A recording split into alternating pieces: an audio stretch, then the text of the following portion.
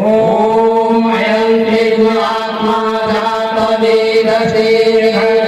सरस्वती नवदया सास्मान् प्रजया पशुभि ब्रह्मवर्चसि नानाधीना समेधया स्वामिदं सर्वं यद्यन्ते जगद्धाम जगदा तेन तेन भूमिधामागिरध कश्येष्वती दानं ततः पदं तत्परिवार्यभ्यं यस्मिन् गतं दन्ति भूया तमेव साधनं पुरुषं प्रपद्येतः प्रकृते प्रसिद्धा पुराणे निर्माण मोहाः संगरोषाय अध्यात्मित्यादिनिर्जरामः गन्धर्वमुक्ता सुदोषङ्गे गठन्धमुगा न तद्भासते सूर्यो न शशाङ्को न पावकः यद्गत्वा तन्ते तद्धाम परमं मम सर्वे भवन्तु सुखिनः सर्वे सन्तु निरामयाः सर्वे भद्राणि पश्यन्तु मा कश्चित् दुःखभाग् आशतो मा सद्गम्या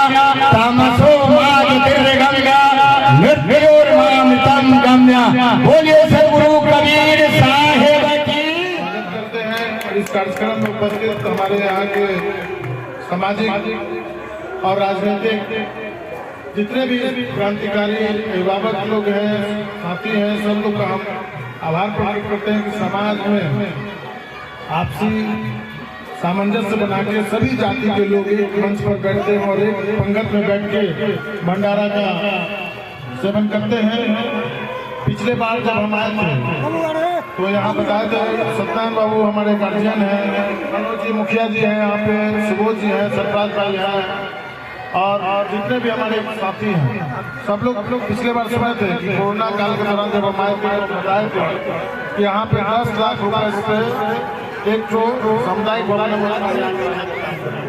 अब बाबा का आदेश है बाउंड्री का, तो बाउंड्री मुखिया जी करा देंगे और सामुदायिक भवन हम बनवा देंगे।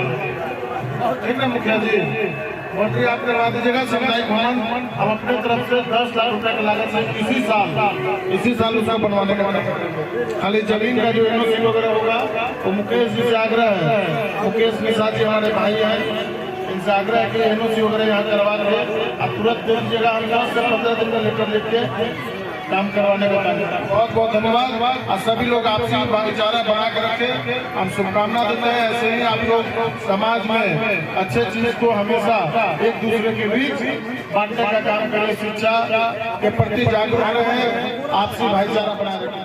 आचार्य साहब के मुखारविंद से आप लोग जो है सदगुरु कबीर साहब की वाणी की गंगा का सेवन करेंगे। श्रद्धा धीरे धीरे घटते जा रहा है और ये क्या मिट्टी के प्रति हम लोगों का लगाव बढ़ते जा रहा है।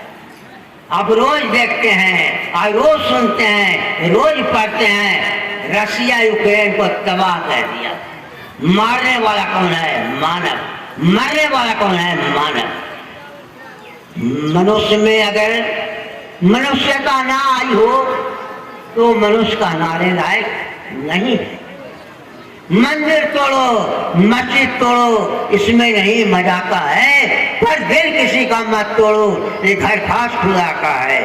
मंदिर में तो भूत धरे हैं, मस्जिद सफन सफाई है, दिल दरगाह में खोज के देखो बिल्कुल नूर खुदाई। कि कभी तुम्हारे नाम पर लोग थूके नहीं, तुम्हारे नाम पर कोई गालियां ना दे।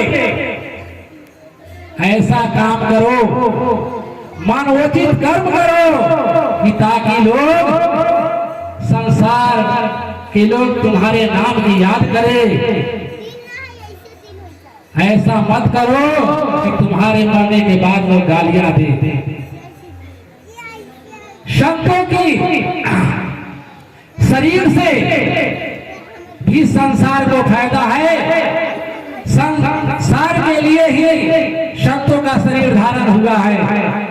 जैसे वृक्ष अपने लिए नहीं है, परमार्थ के लिए है, सभी को सुख पहुंचाने के लिए है, उसी तरह संत बड़े परमार्थी, संत बड़े परमार्थी हैं। यदि संत आपके समाज में है, आपके ग्राम में है, उनके शरीर छूट जाने के बाद भी उनकी हड्डियां जब तक समाधि रहेगी तब तक आपके समाज को फायदा देगा।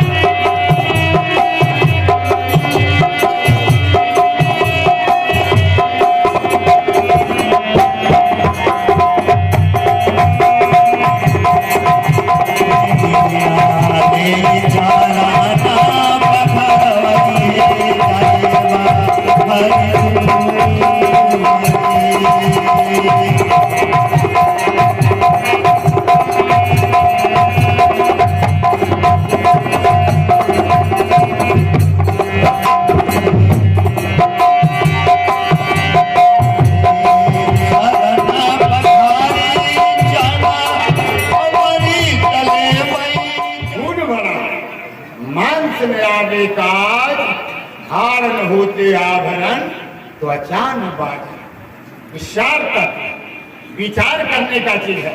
नहीं में कोई स्त्री है न पुरुष है। हम जब शास्त्रार्थ पर आते हैं तो जाति तो ठहरता नहीं, जाति ठहरता है स्त्री और पुरुष। और वेदांत दर्शन में जाइए तो न स्त्री है न तो आत्मा, क्या आत्मा न स्त्री है न पुरुष है, वो आत्मा चेत सत्ता है। सत्य चित आनंद सचिदानंद चेतन है, वही आनंद है, चेतन है और आनंद स्वरूप है। तो चेतन जो सर्वोपरि है तो यह मानवता, यह हम आपको पढ़के हम अपने आप को देखें, पहले अपने आप पर विचार करें कि हमें क्या गुण होना चाहिए। विश्व बंदे सदगुरु कबीर साहब का तो एक निर्देश आदेश संदेश है। उन्होंने जो बोला तो एक दर्शन शास्त्र बन गया। यही नहीं और महापुरुष को नीचे ब्रह्मा विष्णु महेश राम कृष्ण बुद्ध महावीर कपिल और कबीर, ये सभी महापुरुष जो बोले ये तो आचार्य परमानंद दास आपको हम सुना रहे हैं। उनके एक अध्ययन के बल पर, साधना के बल पर सभी के उपासक हैं, अलग अलग उपासक हैं। बाकी जो सार तत्व कहाँ मिलेगा वो आप विचार कीजिए कि कहाँ हमको मिलेगा। तो इन्होंने जो पारदर्शी ज्ञान दिया, सार तत्व को जो बताया कि मानव तेरा गुण बड़ा। आज मानव को देखिए कि आज से 600 बरस पीछे जाइए ना तो हमको लगता है कि गांव ग्राम में कोई रोड नहीं, न आने न जाने का, बहुत जंगल जैसा लगता था। बाकी आज क्या दिखाई दे रहा। उसके बाद ही सदगुरुदेव ने कहा कर बहिया बल आपनी छाड़ गिरानी आस, जाके आगे नदिया बहे सोकस मरे प्यास। जो आज मोबाइल एक देख रहे हैं, एक जहां से सूर्य उदय होता है, जहां से अस्त होता है, केवल आप बटन दबाने भर दे रहे। बटन आप दबाते हैं और वहां से बात होने लगती है। ये किसका देन है? कोई आडंबरवाद, कोई पाखंडवाद, बड़े लंबे लंबे क्या लिखा है सब कहना तो ठीक नहीं है, क्योंकि हम लोग ऊंच स्तर पर हैं, ऊंच गद्दी पर हैं और भारतवर्ष में बोलते हैं। और हमारे साथ साथ मीडिया प्रभारी भी है, दार्शनिक चैनल, इनका दार्शनिक भारत करके चैनल है। क्योंकि कुछ ऐसा शब्द हम बोले, चाहे तो एक आदमी हो या 1000 हो, जैसे एक आदमी प्रचार करता है तो 10 आदमी, 10 आदमी प्रचार करता है 100 तो 1000, इसी तरह प्रचार होता है। तो हमको कहने की भाव है, चाहे घर में बोले या बाहर बोले या देश में बोले, पहले अपने आप पर विचार करना। तो इस सभी के मानव के अंदर ऐसा गुण है, धर्म है जो आगे बढ़ रहा है। ये परिश्रम किया। आज बहुत से शास्त्र को आप पढ़िए, बहुत से प्रचारक के सुनिए, ये बहुत से कुछ आडंबरवाद में जो फंस जाते हैं, उन्होंने कहा कि ऐसा करो। वहां पर यदि सदगुरु कबीर साहब का आप साखी शब्द से मिलाइए तो पीछे हो जाता है। आज से 600 वर्ष पहले भी कहे, उससे ज्यादा आज भी उपयोगी है। उन्होंने जो कहा कर बहिया बोले आपने, चाहे साधु हो चाहे बाबू हो, परिश्रम के अलावा और कोई रास्ता नहीं। हमारा समय का इंतजार हम करेंगे, समय नहीं करेगा। अब जैसे तिथि है 15 और 16 अप्रैल, अब इससे 15 दिन पहले से महंत जी को भाग दौड़ करना होगा। इसमें जितने आदमी आए होंगे सबको लगभग निमंत्रण मिला होगा, सूचना दिए होंगे, मोबाइल से कहे होंगे। कुछ लोग ऐसे भी तिथि जानते हैं तो आ जाते हैं। तो इस तरह जो किया जाता है भाग दौड़, किसके लिए? एक मानव समाज के लिए।